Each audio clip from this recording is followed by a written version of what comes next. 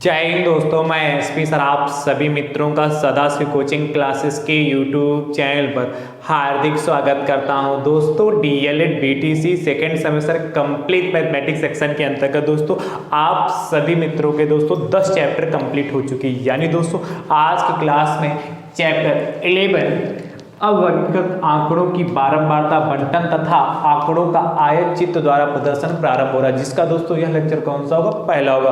बहुत ही दोस्तों ध्यान से देखिएगा कि दोस्तों अच्छा चैप्टर, इंपॉर्टेंट चैप्टर है और इस चैप्टर से दोस्तों आपके एग्जाम में 2 नंबर से लगाकर 3 नंबर तक का पूछा जा सकता है। इसलिए बहुत ही दोस्तों ध्यान से, बहुत ही अच्छे से दोस्तों देखिएगा। दोस्तों DElEd second semester mathematics section के अंतर्गत जितना भी मैंने अभी तक आप सभी मित्रों को सिखाया है, यदि आपने अभी तक नहीं सीखा और सीखना चाहते हैं तो दोस्तों उसके लिए प्लेलिस्ट बनाइए जिसका नाम है डीएलएड सेकेंड सेमेस्टर मैथ्स 2024। इस नाम से प्लेलिस्ट बनी। जैसे आप इस पर क्लिक करेंगे तो जितना भी मैंने अभी तक आप सभी मित्रों को सिखाया सब कुछ आप सीरियल से सीख पाएंगे। ठीक है, आप सभी मित्र वीडियो को अपने अपने स्तर से जरूर शेयर कर दीजिए ध्यान से। दोस्तों सबसे पहले हम जानेंगे आंकड़ा यानी कि डेटा होता क्या। तो हेडिंग डालिए दोस्तों, सबसे पहले आंकड़ा। आप सभी मित्रों ने फर्स्ट सेमेस्टर में भी दोस्तों आपने अच्छे से सीखा है और मैंने बहुत अच्छे समझाया भी है। आंकड़ा क्या होता है, डेटा क्या है? तो दोस्तों किसी निश्चित उद्देश्य से एकत्रित की गई सूचनाओं, तथ्यों या संख्याओं को आंकड़ा कहते हैं। लिखिए फिर समझाता हूं अभी। क्या? किसी निश्चित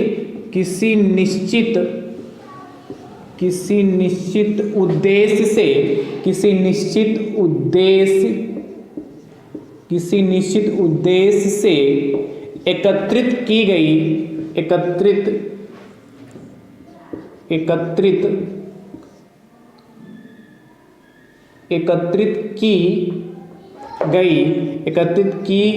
गई या एकत्रित किए गए, ऐसे लिख लो, एकत्रित किए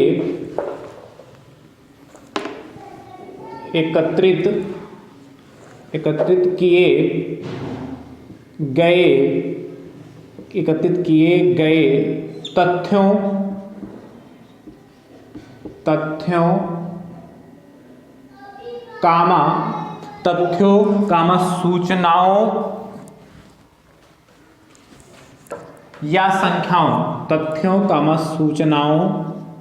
सूचनाओं या संख्याओं, संख्याओं को आंकड़ा कहते हैं। संख्याओं को आंकड़ा मतलब डेटा, आंकड़ा कहते हैं।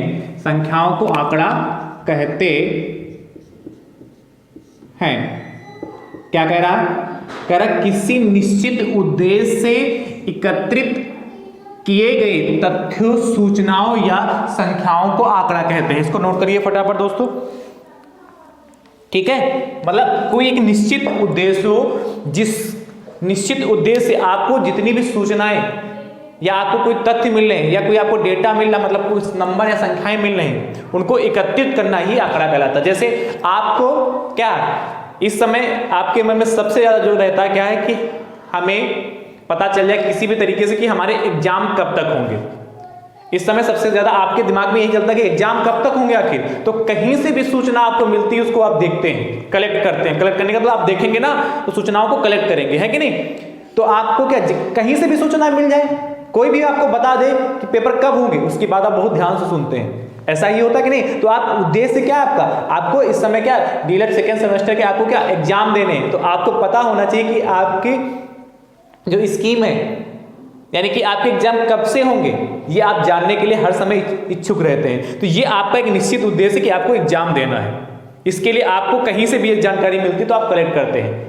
बात समझ पा रहे हैं कि नहीं समझ पा रहे? आपको कोई सामान खरीदनी हो, ध्यान सुनिए, कोई आपको सामान खरीदनी हो तो आप जब जाएंगे तो जो सामान खरीदनी है जिस दुकान पर मिलती होगी आप उसी को बहुत ही ध्यान से देखेंगे। हाँ ये दुकान यहाँ पर, ये यहाँ पर, ये यहाँ पर, यहाँ पर, उसी को देखते हुए सबसे ज्यादा जाएंगे, क्योंकि आपका उद्देश्य कि उस सामान को पाना, आपको लेना है। तो जहां मिलेगा बेहतरीन से बेहतरीन आप वहां से लेके आएंगे। तो एक उद्देश्य, एक नहीं उद्देश्य, आपको शिक्षक बनना है। तो शिक्षक बनना है तो शिक्षक भर्ती से संबंधित आपको जहां से भी सूचनाएं मिलेंगी आप उसको क्या कलेक्ट करेंगे, होता है कि नहीं होता? तो इसीलिए कह रहा है किसी निश्चित उद्देश्य से एकत्रित किए गए तथ्यों या सूचनाओं या संख्याओं को आंकड़ा कहते हैं। ठीक है, आंकड़ों को हम दो तरीके से व्यवस्थित कर सकते हैं। आंकड़ों को हम कितने तरीके से व्यवस्थित कर सकते हैं? आंकड़ों को हम दो तरीके से व्यवस्थित कर सकते हैं, एक आरोही क्रम, एक अवरोही क्रम। तो लिखिएगा भैया, आंकड़ों को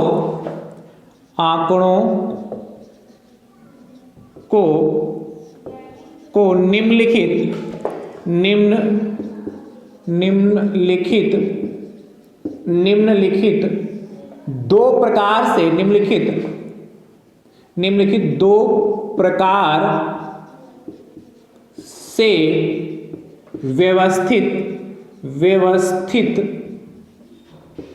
किया जा सकता है। वैसे आप जानते हैं किया जा सकता है। ध्यान समझिएगा। पहला दोस्तों जो आपका है आरोही क्रम असेंडिंग ऑर्डर। दूसरा है अवरोही क्रम डिसेंडिंग ऑर्डर। अब आरोही और अवरोही क्रम क्या होता? आरोही का मतलब दोस्तों क्या हुआ? बढ़ते हुए क्रम में, और अवरोही का क्रम घटते हुए क्रम में। आपके घर में जो सीढ़ी होती है, जो जीने होते हैं, जब आप नीचे से ऊपर जाते हैं, मतलब नीचे से छत पर जब आप जाते हैं तो लगातार क्या होती है? सीढ़ियों की संख्या यानी कि जीनों की संख्या लगातार बढ़ती जाती है। तो वह वाला जो क्रम होगा वह हमारा आरोही क्रम होगा। वह वाला हमारा जो क्रम होगा क्या होगा हमारा भैया? आरोही क्रम होगा। और जब छत से आप नीचे की ओर आते हैं, क्या छत से नीचे की ओर आते हैं तो लगातार जीनों की संख्या घटती रहती है। आप लगातार क्या नीचे की ओर जीने घटते रहते हैं, तो वह हमारा क्या हो गया? अवरोही क्रम हो गया। बात समझ पाएंगे? समझ में? या दूसरे तरीके से समझिए, मान लेते हैं किसी कक्षा में जो 5 विद्यार्थी हैं, ठीक है, जिनके गणित विषय में मानते हो नंबर पाते हैं 88, 90, 95, 85 और 87। ये 5 जो स्टूडेंट है वो इतने नंबर पाते हैं, एक 88 पाता है, एक 90 पाता है, एक 95 पाता है, एक 85 पाता है, एक 87 पाता है। तो देखिए आरोही क्रम में तो आंकड़ों को बढ़ते हुए क्रम में लिखना है, यानी कि सबसे छोटा लिखा जाएगा पहले। तो सबसे छोटा क्या आपके पास? 85, तो क्या हो जाएगा? 85 हो गया। उसके बाद आपके पास क्या है? 87 लिख लिया। उसके बाद आपके पास क्या है? 88 लिखा। फिर आपके पास 90 और फिर 95। तो यह हमारा जो क्रम हो गया। देखिए सबसे छोटा, फिर उससे बड़ा, फिर उससे बड़ा, फिर उससे बड़ा, तो वह क्रम जो हमारा कहलाता आरोही क्रम असेंडिंग ऑर्डर कहलाता। जब आंकड़ों को घटते हुए क्रम में लिखते हैं, सामान्य जानकारी सभी को पता होगा मुझे उम्मीद है कि यानी कि सबसे बड़ा, तो सबसे बड़ा क्या है यहाँ पर? 95। उसके बाद क्या है आपके पास? 90, और 90 के बाद क्या आपके पास? 88। उसके बाद 88 के बाद क्या है? 87, और सबसे छोटा क्या? 85। तो ये सबसे बड़ा, फिर उससे छोटा, फिर उससे छोटा, फिर उससे छोटा, तो वह आपका अवरोही क्रम कहलाता है। बात क्लियर होगी? वह हमारा कौन सा क्रम कहलाएगा? अवरोही क्रम कहलाएगा। इतनी बात क्लियर? डिसेंडिंग ऑर्डर कहलाएगा। इसको रब करें। अब ध्यान से भैया देखिएगा, बहुत ही ध्यान से। अब हम बात करते हैं, देखिए अवर्गीकृत आंकड़ा कहा है। क्या कहा? अवर्गीकृत आंकड़ा। तो भैया जो आंकड़े होते हैं वो दो टाइप के होते हैं, एक अवर्गीकृत आंकड़ा है, दूसरा वर्गीकृत आंकड़ा। मतलब अवर्गीकृत मतलब अनग्रुप्ड डेटा, वर्गीकृत मतलब वर्गीकृत का मतलब दोस्तों क्या है? Grouped data. ध्यान सुनिए, ग्रुप्ड डेटा क्या होता? अवर्गीकृत आंकड़ा क्या होता? इसको समझ लीजिए ध्यान से। अवर्गीकृत आंकड़ा क्या होता है और वर्गीकृत आंकड़ा क्या होता है? तो हम सबसे पहले आपको समझाते हैं कि वर्गीकृत आंकड़ा क्या होता है। ध्यान से सुनिएगा, जैसे ये लिखा है, ध्यान से सुनिए। तो 0 से 10, फिर देखिएगा 10 से 20, फिर 20 से 30। कई बातें इसमें आपको सीखने को मिलेंगी। 30 से 40, और चलो एक और लिख देते हैं 40 से 50। अब ध्यान समझिएगा, 40 से 50 मतलब 40 से 50 तक इसमें है, मतलब 40 से 41, 42, 43, 44, 45, 46, 47, 48, 49 तक इसमें शामिल है। अब ध्यान समझिए, 0 से 10। अब 0 से 10 के बीच में गैप कितना, अंतर कितना? वो अंतर का मतलब होता है हमेशा बड़े से छोटे को घटाना। तो आप पाएंगे 10 का अंतर है। कितना पाएंगे? इन दोनों के बीच में कितना का अंतर है? 10 का अंतर है, 10 का। अच्छा 10 से 20 के बीच में कितना का अंतर है? अंतर मतलब बड़े से छोटे को घटाना, तो 20 में से 10 को घटाएंगे 10 का अंतर है। और देखिए 20 से 30 के बीच में कितने का अंतर है? 10 का अंतर है। और क्या 30 से 40 के बीच में कितने का अंतर है? 10 का अंतर है। और 40 से 50 के बीच में भी 10 का अंतर है। तो देखिए जब इस तरीके से डेटा आपको दे रखा हो, इस तरीके से जब आपको आंकड़ा दे रखा हो और उनके बीच का गैप सेम होता है, सेम मतलब कम ना ज्यादा, 10 आ रहा तो 10 ही आए, 5 आए तो 5 ही आए, मतलब उनके बीच का गैप हमेशा सेम आ रहा है, तो वह जो आंकड़ा होगा वह हमारा वर्गीकृत आंकड़ा कहलाएगा, ग्रुप डेटा कहलाएगा। बात क्लियर हो गई क्या? जब इस तरीके से आंकड़े आपको दे रखे हो और उन आंकड़ों के बीच का गैप आपका हमेशा बराबर रहे, कहीं पर कम ज्यादा नहीं आए, तो ऐसा आंकड़ा, ऐसा डेटा हमारा वर्गीकृत क्या आंकड़ा कहलाता है। क्लियर होगा कि नहीं क्लियर होगा? अब ध्यान सुनिएगा भैया, जो ये गैप आया है, ये जो हमारा गैप होता है, जो दो आंकड़ों के बीच का जो गैप होता है वह हमारा परास कहलाता है। क्या कहलाता है? परास या वर्ग अंतराल कहलाता है। क्या कहलाता है? ध्यान लिख देता हूं, वर्ग अंतराल। यदि यही डेटा होते तो वर्ग अंतराल, अंतराल, तो वर्ग अंतराल मतलब क्या? अब देखिए ध्यान से, वर्ग अंतराल कैसे निकालते हैं? इसमें से कोई भी एक उतार ली, नोट कर लीजिए, जैसे 40 से 50 लेते हैं या 30 से 40 लेते हैं। ध्यान सुनिए, 30 से 40 मैंने लिया, तो भैया जो छोटा लिखा होता है, जो छोटा 30 से 40, तो छोटा क्या 30, तो 30 वाला जो हमारा हो गया वो कहलाएगी निम्न सीमा, लोअर लिमिट सीमा। और जो बड़ा वाला होता है भैया वह हमारा उच्च सीमा, अपर लिमिट कहलाता है, उच्च सीमा। अब ध्यान सुनिएगा, क्या जो छोटा वाला निम्न सीमा और बड़ा वाला उच्च सीमा, यहां से ऑब्जेक्टिव पर समझ सकता है। जैसे 20 से 30 के बीच में तो निम्न सीमा क्या 20 होगी, उच्च सीमा क्या होगी 30 हो गई। 10 से 20 के बीच में निम्न सीमा क्या 10 होगी, उच्च सीमा क्या होगी आपकी 20 हो गई। अब देखिए जब भी आपको वर्ग इंटरवल निकालना हो, मतलब वर्ग अंतराल निकालना होता है, तो हमेशा आप करते क्या है, उच्च सीमा से निम्न सीमा को घटा दीजिए। यानी कि हम क्या करेंगे, इसके लिए बात करते हैं तो 40 में से 30 को घटाइए तो 10 आ जाएगा। मतलब हमेशा उच्च सीमा से यदि निम्न सीमा घटा देंगे तो आपको वर्ग अंतराल मिल जाएगा। चलिए नोट करिए, वर्ग अंतराल मिल जाएगा। ठीक है, क्लियर हो कि नहीं क्लियर हो? तो आपने क्या जान लिया कि वर्गीकृत आंकड़ा क्या होता है, उसको आपने अच्छे से समझ लिया। और क्या सीखा? निम्न सीमा। निम्न सीमा कैसे पहचानेंगे? जो भी आपको दे रखा होगा डेटा, उसमें जो छोटा होगा वह हमारा निम्न सीमा, लोअर लिमिट कहलाएगा, जो बड़ा होगा वह हमारा उच्च सीमा कहलाएगा, अपर लिमिट कहलाएगा। और क्लास इंटरवल क्या होगा, वर्ग अंतराल क्या होगा, हमेशा उच्च सीमा में से निम्न सीमा घटाओगे। तो चाहो यहां से लिख सकते हो क्या, उच्च सीमा माइनस निम्न सीमा। क्योंकि मैंने इसके लिए बात की इसलिए 40 में से 30 घटा दिया। क्लियर हो गया? तो आपने सीख लिया वर्गीकृत आंकड़ा सीख लिया। अब हम बात करते हैं अवर्गीकृत आंकड़ा क्या होता है, अनग्रुप्ड डेटा क्या होता है, उसको बहुत ध्यान से देखिएगा भैया। जो अनग्रुप्ड डेटा होता है, जैसे लिखा हो, जैसे हम लिख दे, ध्यान से देखिएगा, 0 से 10,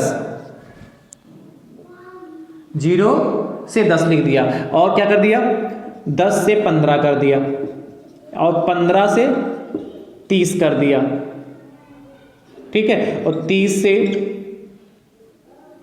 से हमने 35 कर दिया, और फिर 35 से 42 कर दिया। अब देखिएगा इनके ये इसमें गैप है, 0 से 10 के बीच में कितना का गैप, आप कहेंगे सर 10 का गैप है। 10 से 15 के बीच में कितना का गैप, 5 का गैप आ रहा है। भाई 15 में से 10 घटाओगे, 15 से 30 के बीच का गैप कितना, 15 का गैप आ रहा। 30 से 35 के बीच में 5 का गैप आ रहा, और 35 से 42 के बीच में 7 का गैप आ रहा। देखिए यहाँ पर गैप क्या, यहाँ 10, यहाँ 5, यहाँ 15, यहाँ 5, यहाँ 7। देखिए गैप अलग अलग आ रहा है। जब आंकड़ों में गैप अलग अलग आएगा तो ऐसे आंकड़े हमारे क्या कहलाएंगे, अवर्गीकृत आंकड़े कहलाएंगे। जब आंकड़ों का जो गैप है वह अलग अलग आएगा तो वह हमारा क्या कहलाएगा, अवर्गीकृत आंकड़ा कहलाएगा, अनग्रुप्ड डेटा कहलाएगा। चलिए नोट कर लीजिए इसको, डेफिनेशन नोट करिए, फिर मैं आगे प्रश्न के माध्यम से आपको समझाता हूं। ठीक है, बहुत ध्यान से भैया नोट करते रहिए। ठीक है, चलिए इतनी बात क्लियर हुई, नहीं क्लियर हुई? बहुत अच्छे से समझ लीजिए इसको।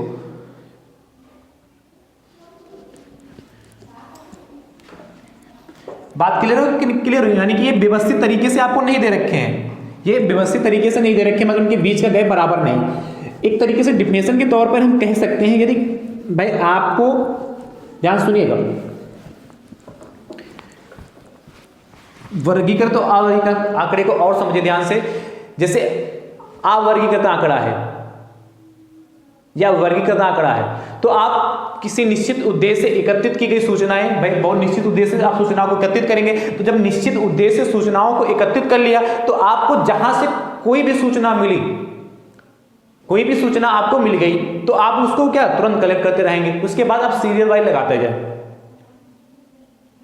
जैसे आपको शिक्षक बनना है, ध्यान सुनते रहिएगा, आपको शिक्षक बनना है, तो शिक्षक बनने के लिए आपको क्या पता, जब आप क्या इंटर में होंगे या ग्रेजुएशन में होंगे तो आप सोचेंगे इंटर में ही होगी, तब सोचेंगे हमको शिक्षक बनना है, तो आपको शिक्षक बनने के लिए आपको क्या सूचनाएं मिलेंगी, आप किसी से पूछेंगे क्या क्या हमें करना होता, तो कहेंगे हाई स्कूल होना चाहिए, इंटर होना चाहिए, ग्रेजुएशन होना चाहिए, है कि नहीं। उसके बाद आपको क्या डीएलएड करना चाहिए, है कि नहीं, और उसके बाद आपको टेट सीटेट क्वालिफाई होना चाहिए, बस समझ रहे। उसके बाद आपको सुपर टेट का एग्जाम देना होगा। देखिए सीरियल से, भाई आपने हाई स्कूल किया, इंटर किया, फिर ग्रेजुएशन किया, फिर उसके बाद क्या डीएलएड डिप्लोमा किया या बीएड, जो भी डीएलएड या बीएड जो भी किया, उसके बाद क्या आपको टेट या सीटेट क्वालिफाई करना, उसके बाद आप शिक्षक बन सकते। तो एक सीरियल से आ रहा है, बात समझ में, समझ पा रहे हो नहीं समझ पा रहे हो। पता चला आप सोच रहे हो कि नहीं, किसी ने बता दिया कि आपको क्या ग्रेजुएशन होना चाहिए, खाली ग्रेजुएशन, तो यानी उसके पहले बाकी सारी चीजें तो होनी चाहिए। मतलब हमारा कहने का मतलब है जब से एक सीरियल से आंकड़ों को लगाते हैं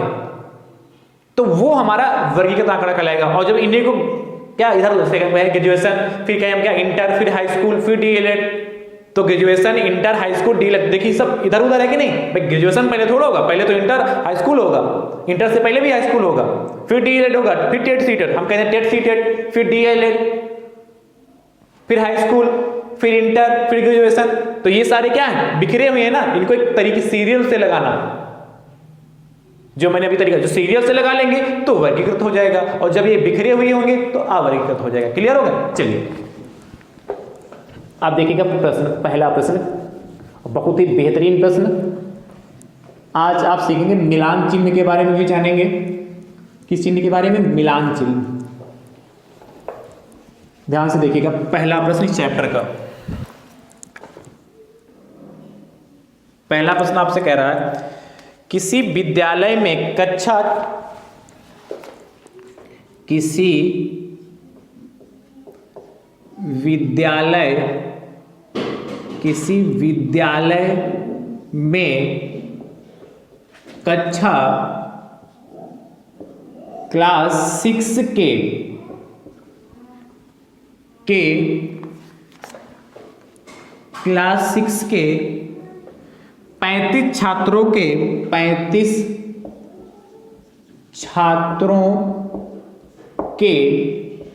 35 क्लास 6 के 35 छात्रों के गणित प्रश्न पत्र में प्राप्तांकों का वितरण निम्नलिखित है। गणित प्रश्न पत्र में प्राप्तांकों का वितरण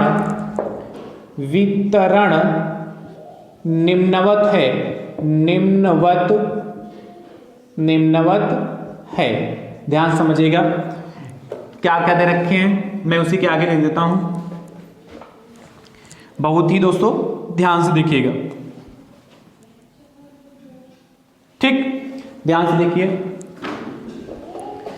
कह रहा है 45, 25, 22, 35, 45, 37, 42, 45, 22, 35, 25, 45, 25, 45, 38, 36, 45, कितने हो गए गिन लीजिए, 2 2 4 2 6 2 8 2 10 2 12 2 14 2 16 1 17 हो गए। ठीक है, 36 45 36 25 22 35 45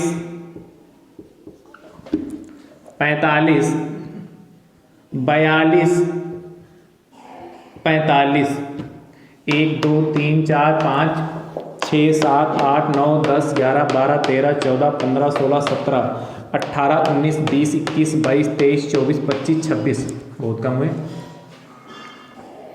38 22 30 37 22 47 36 और 22। काउंट कर लीजिए एक बार। 2 2 4 2 6 2 8 2 10 2 12 2 14 2 16 2 18 2 20 2 22 2 24 2 26 2 28 1 29 30 31 32 33 34। अरे अभी भी कमी हुई और एक 35। टोटल 35 हो गए। डेटा समझ गए? टोटल कितने दे रखे हैं? 35 दे रखे हैं। मतलब गणित जो कक्षा 6 के 35 छात्रों के गणित प्रश्न पत्र में 50 नंबर में इतने नंबर आए। आगे आपसे कहता है इसी प्रश्न में कि उपरोक्त प्राप्तांकों को सारणीबद्ध कीजिए। उपरोक्त, इसमें इसी के आगे लिख देता हूं क्योंकि जगह कम बची। उपरोक्त प्राप्तांकों को सारणीबद्ध कीजिए। ये सारणीबद्ध करो, मैं लिख दे रहा हूं क्योंकि जगह की गुंजाइश कम है। करो। अब ध्यान समझिए, ये 35 दे रखे हैं, ठीक है? तो हम इसको कैसे करेंगे? बहुत ध्यान। सबसे पहले लिखिएगा क्रमांक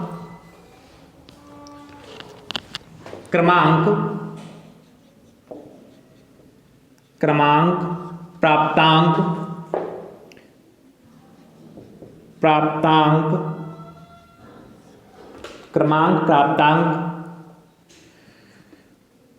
टैली चिन्ह छात्रों की संख्या और छात्रों की संख्या को ही हम बारंबारता कहते हैं। बारंबारता, छात्रों की संख्या को क्या कहते हैं? बारंबारता। तो ध्यान समझिएगा। अच्छा, बारंबारता को भी मैं समझा दे रहा हूं। आपने फर्स्ट सेमेस्टर में सब कुछ बहुत अच्छे सीखा है, ध्यान समझिएगा। इस तरीके से दोस्तों टेबल बनाएंगे, ठीक है?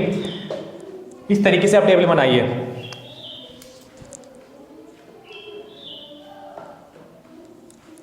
ठीक है, देखिए बारंबारता क्या होता है। पहले एक बार बारंबारता समझ लीजिए। बारंबारता एक संख्या होती है, वह संख्या होती है जो जिससे यह पता चलता है कि आंकड़ों में क्या बारंबारता क्या होती है। बारंबारता वह संख्या होती है जिससे यह पता चलता है कि आंकड़ों में कोई संख्या कितनी बार दोहराई गई। आंकड़ों में कोई संख्या कितनी बार दोहराई गई। लिखना चाहो लिख सकते हो डिफिनेशन, क्या मैं बोल दे रहा हूं। बारंबारता वह संख्या होती है जिससे यह पता चलता है कि कोई संख्या कितनी बार दोहराई गई है, कि कोई संख्या कितनी बार दोहराई गई। कहने का मतलब क्या है? जैसे इसमें आपको कक्षा 6 के 35 छात्रों के गणित विषय में प्राप्तांक दिए गए, तो ध्यान से देखना। कुछ छात्र ऐसे भी होंगे, कुछ छात्र ऐसे भी 2 4 5 10 छात्र ऐसे भी होंगे जिनके क्या सेम अंक, जैसे यहाँ भी 45 एक छात्र पाया, यहाँ भी 45 पाया, आगे भी जैसे यहाँ पर 22 है, यहाँ भी 22 है, यहाँ भी 22। तो क्या कुछ के प्राप्तांक सेम है? तो जिनके प्राप्तांक सेम है, और कितने सेम है मैं अभी थोड़ा लिखता हूं, फिर कितने सेम। जैसे मान लेते हैं कि 5 विद्यार्थियों ने 45 नंबर पाए, तो 5 विद्यार्थियों ने 45 नंबर पाए, तो कितने विद्यार्थियों ने 45 नंबर पाए? तो आप कहेंगे सर 5 विद्यार्थियों ने 45 नंबर पाए, तो उनकी बारंबारता कितनी हो जाएगी? 5 हो जाएगी। क्लियर हुई? मतलब जो जितनी बार रिपीट होता है वह उसकी संख्या जितनी बार, कितने विद्यार्थियों ने 45 अंक पाए, तो मैंने कहा 5 विद्यार्थियों ने पाए, तो जो 5 होगी वह बारंबारता कहलाएगी। ठीक है, चलिए क्रमांक देखिएगा पहला, सीरियल नंबर पहला। सबसे पहले हम बात कर लेते हैं, सबसे पहले हम क्या बात करेंगे, सबसे पहले इसमें से छोटा ढूंढते हैं। सबसे पहले छोटा क्या हमारा है, देखिए सबसे पहले छोटा हमारा है 22, 22 से नीचे कुछ नहीं है, तो हम सबसे पहले 22 लिखते हैं। ध्यान सुनिएगा, प्राप्तांक में मैंने क्या लिखा 22, ध्यान सुनते रहिएगा। अब हम काउंट करते हैं 22 कितनी बार आया, शुरुआत से देखिए 1, फिर देखिएगा 1, 1, 2, चलो मैं टिक कर लेता हूँ, 1 हो गया, फिर देखिएगा 2 हो गया, फिर 3 हो गया, फिर 4 हो गया, और फिर 5 हो गया, फिर 6 हो गया। तो 22 6 बार आया है। तो यहाँ छात्रों की संख्या में 6, यानी कि 22 जो अंक है 6 छात्रों ने पाया है। तो 22 अंक कितने छात्रों ने पाया, तो आप कहोगे 6 छात्रों ने पाया। जैसे कितने लगाया तो आंसर है 6, तो 6 इसकी बारंबारता होगी। अगला देखिए 22 के बाद दोस्तों हमारे पास क्या है, सेकंड नंबर पे 22 के बाद 25 है ना, 25। देखिए 22 के बाद 25, अब 25 काउंट करते कितने छात्रों ने पाए, तो देखिए 1, फिर इस लाइन में 25 है, 1, फिर 2, फिर 3, फिर 4,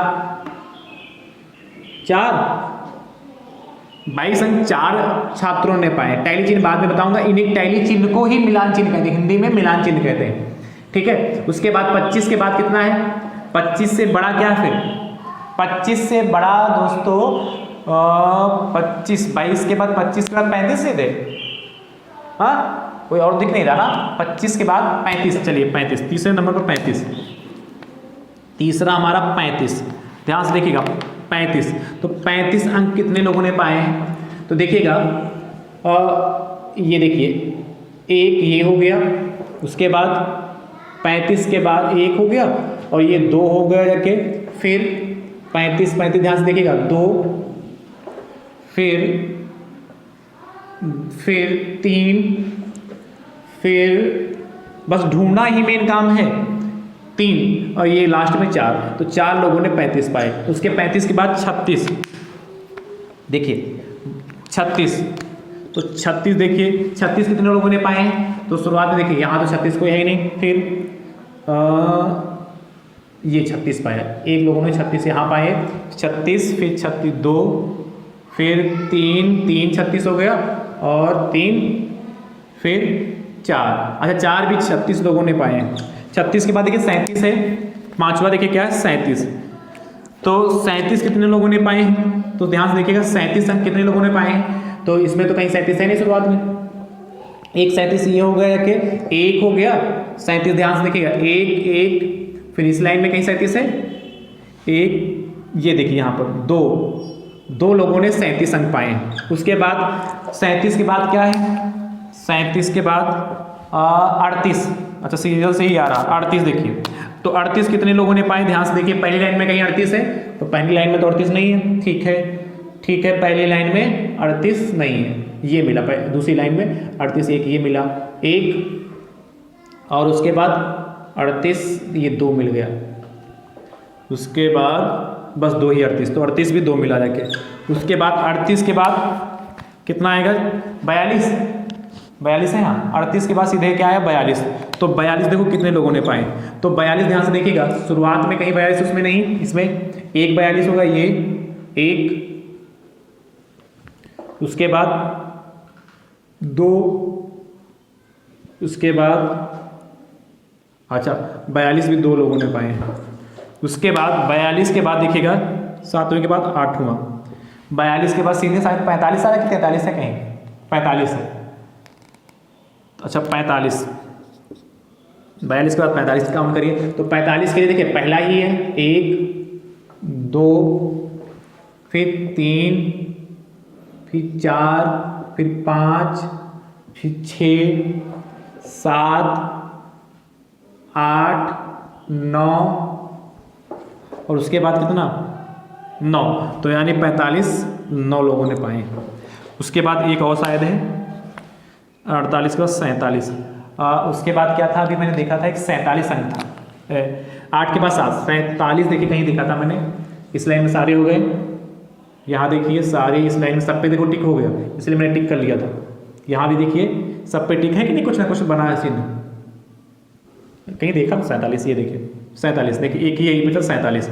अब देखिए एक आया, आप ध्यान से सोचिए, ध्यान से देखिए भैया, इनको सबको जोड़ लीजिए क्योंकि यही छात्रों की संख्या और ये छात्रों की संख्या कितनी 35, यदि 35 आ गए यानी कि बिल्कुल सही लिखा है। देखिएगा 6 4 10 4 14 14 4 18 2 20 2 22 और 22 और 2 तो 22 2 24 और 24 6 33 और 1 34। कुछ गड़बड़ होगा क्या? क्या दोबारा काउंट करते हैं, 6 6 6 4 10 10 4 14 6 4 10 4 14 4 18 18 2 20 20 2 22 और 22 और 4 24 और 24 10 34 यानी कि एक कहीं ना कहीं छूट गया है। तो काउंट करिए एक कहाँ पर छूटा है, ध्यान से देखिएगा। 45 वाली एक बार और गिन लेते हैं, 1 2 3 4 5 6 7 8 9 45 तो 9 ही बार आया भाई। तो कौन सा आंकड़ा छूटा, देखिए कहीं किस पे टिक नहीं है, सब पे तो टिक नजर आ रहा है।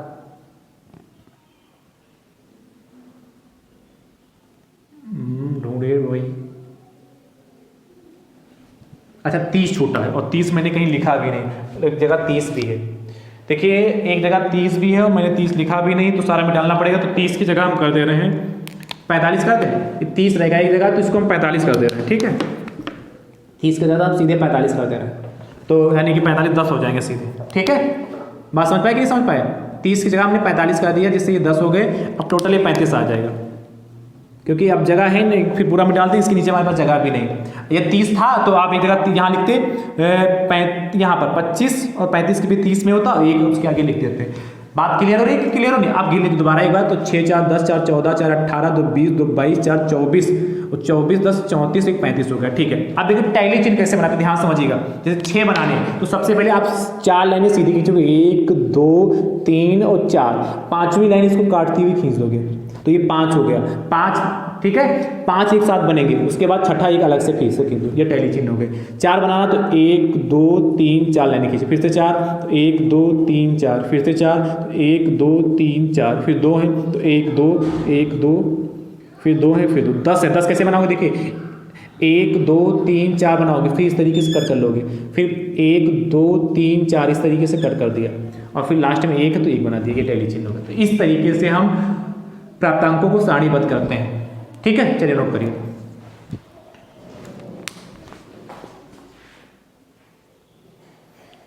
ठीक है, नोट हो गया। तो भैया लास्ट में यहाँ पर नीचे 35 लिखा है, आपको दिख नहीं रहा होगा, यहाँ बताइए, जोड़िएगा जरूर, जितने यहाँ संख्या देखिए उतनी होना चाहिए, नहीं है तो यानी कि मामला कहीं ना कहीं गड़बड़ है। दूसरा प्रश्न देखिएगा ध्यान से, दूसरा कह रहा है कक्षा 6 के 28 विद्यार्थी, ध्यान से देखिए, कक्षा 6 के 28 विद्यार्थी, इनको रब करूं,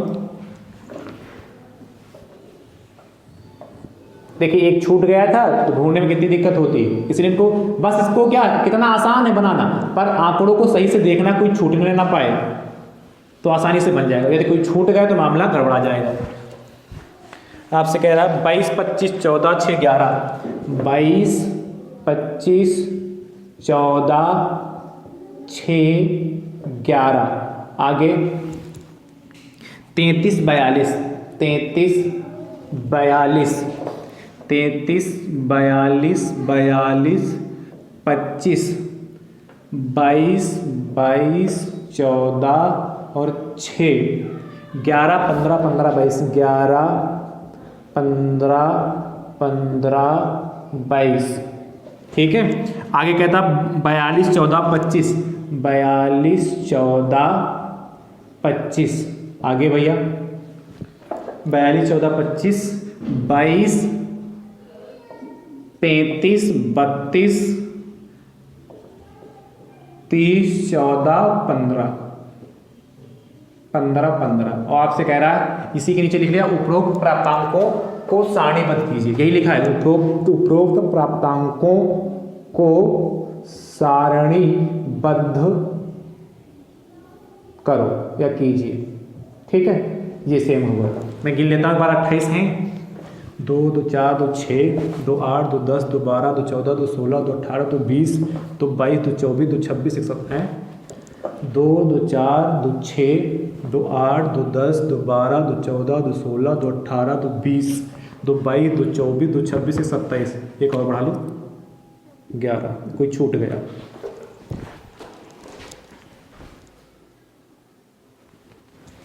ठीक है, चलिए तो इसको नोट कर लीजिएगा और इसका उत्तर दोस्तों कमेंट बॉक्स में जरूर दीजिए। मतलब इस तरीके से बना लीजिएगा, बताइएगा बन गया कि नहीं बन गया। आज की क्लास आप सभी मित्रों को कैसी लगी कमेंट बॉक्स में दोस्तों जरूर बताइए। वीडियो को अपने अपने हिस्से से जरूर शेयर करिए। अब हमारी आपकी मुलाकात अगले लेक्चर में होगी, तब तक के लिए आप सभी मित्र स्वस्थ रहिए, मस्त रहिए, मुस्कुराते रहिए। थैंक यू सो मच दोस्तों, राधे राधे दोस्तों।